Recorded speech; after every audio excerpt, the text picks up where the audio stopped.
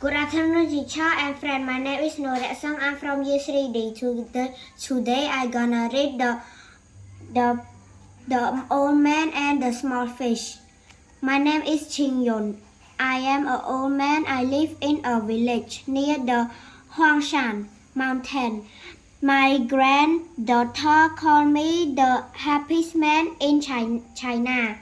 Every day my granddaughter comes to visit me before she goes to school. Her name is Wen. She is 8 years old. Wen make breakfast for me. I have the same thing every morning.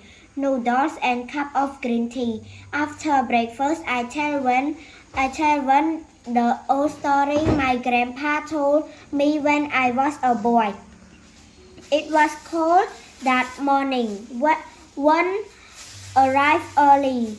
Yeah, she said, do you want something different for breakfast today? Some rice or some bread? I said, no, thank you.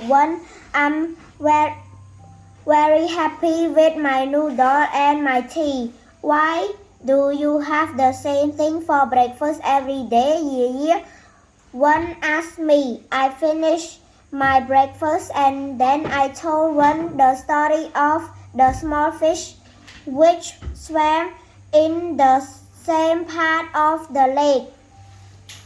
There was once a small fish and every day the small fish swam in the same part of the lake. Its friends didn't understand. They said, come with us to a new part of the lake, small fish, but the small fish said, no, thank you, I'm happy here.